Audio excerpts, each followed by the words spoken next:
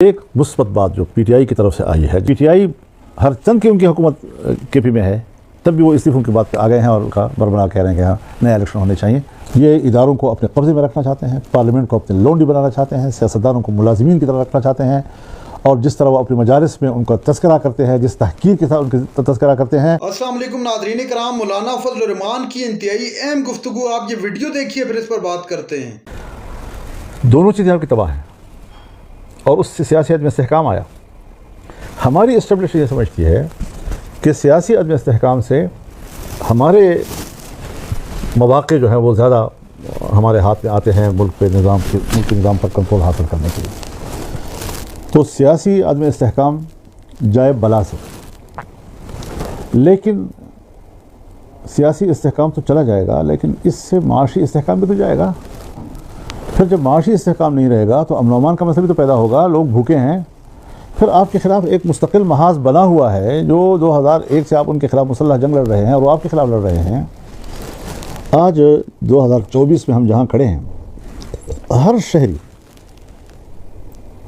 وہ آپ سے پوچھتا ہے کس چیز کا آپریشن کریں گے آپ۔ میں تو 2002 سے آپ کے میزان آپریشن سے لے کر آخری ضرب عضب اور رد الفساد کے آپریشن تک میں نے گھر باہر چھوڑے ہیں۔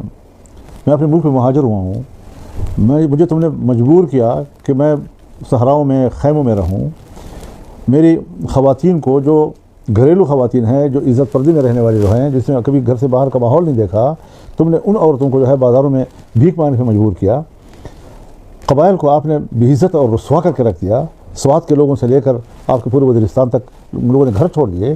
اور حضرت میں نے وہ کیمپ دیکھے ہیں جب سوات کے لوگ آئے اور مردان میں ان کو کیمپوں میں رکھا گیا، کتنے معزز گھرانوں کے لوگ ان خیموں میں بیٹھے ہوئے تھے۔ کیا ہم پاکستان میں اس ذلت کے لیے پیدا ہوئے ہیں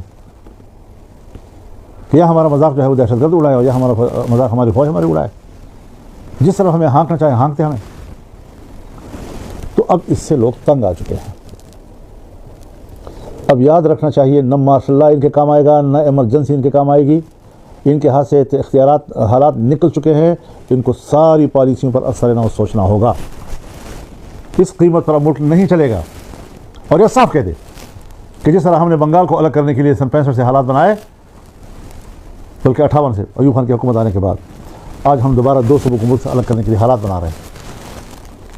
کیونکہ یہ تو ایک ملک نہیں ہے، اب صوبہ ہے اور بلوچستان ہے۔ تو اس ساری صورتحال کو گہری نظر سے دیکھنا ہوگا۔ جس نظر سے وہ یہ دیکھ رہے ہیں اس راستے پر منزل نہیں ہے۔ بإراہ کہ تم روی بترکستان، آپ سمجھتے ہیں کہ میں حرم کے راستے پہ گامزن ہوں؟ نہیں، تم کسی اور راستے پہ گامزن ہو۔ اور میرا تجربہ یہ ہے کہ ان میں سیاسی حوالے سے معاملات کو طے کرنے کی صلاحیت نہیں ہے۔ یہ اداروں کو اپنے قبضے میں رکھنا چاہتے ہیں، پارلیمنٹ کو اپنے لونڈی بنانا چاہتے ہیں، سیاستدانوں کو ملازمین کی طرح رکھنا چاہتے ہیں، اور جس طرح وہ اپنی مجالس میں ان کا تذکرہ کرتے ہیں، جس تحقیر کے ساتھ ان کا تذکرہ کرتے ہیں۔ اب ظاہر ہے جی کہ اس حیثیت میں تو پاکستان کا کوئی شہری بننے کے لیے تیار نہیں ہے۔ تو ہمیں امن چاہیے۔ میں واضح اعلان کرتا ہوں کہ میری پارٹی عوام کے ساتھ ہے، امن کے متلاشی لوگوں کے ساتھ ہے۔ ہم جذباتی نہیں ہیں، ہم تخریب نہیں چاہتے، لیکن ہمارے پرامن ماحول کے اندر ایسے عناصر بھی نہ چھوڑے جائیں کہ جو آپ کو ہمارے پرامن جدوجہد کو تنقید کا نشانہ بنانے کے لیے مواد مہیا کرے۔ ان سے ہم نمٹ لیں گے، کوئی مسئلہ نہیں ہے۔ ہم پرامن لوگ ہیں، امن چاہتے ہیں۔ ہمارے لوگ اگر نکلے ہیں امن کے لیے نکلے ہیں، فساد کے لیے نہیں نکلے۔ ہم فوج کو بھی مضبوط دیکھنا چاہتے ہیں، لیکن صحیح راستے پر مضبوط کر کے اپنی قوم کو مارے، اپنے لوگوں کو مارے، اپنی قوم پر حکومت کرے، جبر کی حکومت کرے، ماشاء اللہ کی حکومت کرے، ایمرجنسیاں لگوائے، نظام کو اپنے کنٹرول میں رکھے، الیکشنوں میں دھاندلیاں کرائیں، اپنی مرضی کی پارلیمنٹ بنائیں، اپنی مرضی کی سیاسی جماعتیں بنائیں۔ یہ حق ہم ان کو دینے کے لیے تیار نہیں ہیں۔ عوام میں جائیں گے، عوام بھرپور مظاہرہ کریں گے۔ انشاءاللہ العزیز میں بذات خود شریک ہوں گا۔ کسی طرح بھی ہم ظلم و زیادتی کی اجازت نہیں دیں گے کہ وہ گولیاں چلائے لوگوں کے اوپر۔ بنوں میں گولی چلی، آج صورتحال کیا ہے وہاں پر، اور یہ آگے بڑھے گی۔ لیکن بہرحال ہم چاہتے ہیں کہ لوگوں کو امن ملے تاکہ لوگوں کو اطمینان آئے۔ تو پی ٹی آئی کے ساتھ ہماری بات چیت چل رہی تھی، اور انہوں نے ایک کمیٹی اناؤنس کی، مذاکرات کی، تو جمعیت علماء اسلام بھی ایک کمیٹی اناؤنس کر رہی ہے جو ان کے ساتھ بات چیت کرے گی۔ میں پورے ملک کے الیکشن کی بات کرتا ہوں بشمول خیبر پختونخوا کے، مینڈیٹ وہاں بھی نہیں ہے۔ ایک مثبت بات جو پی ٹی آئی کی طرف سے آئی ہے جس کو میں شیئر کرنا چاہتا ہوں آپ کے ساتھ، پیپلز پارٹی کی حکومت تھی سندھ میں، اور سندھ حکومت کے لیے وہ کسی قیمت پر اسمبلیوں سے مستعفی ہونے کی تجویز قبول نہیں کر رہے تھے، لیکن پی ٹی آئی ہر چند کی ان کی حکومت کے پی میں ہے، تب بھی وہ استعفوں کی بات پہ آ گئے ہیں اور کا بربلا کہہ رہے ہیں کہ ہاں نئے الیکشن ہونے چاہیے اور اسمبلیاں تحلیل کر دی جائیں۔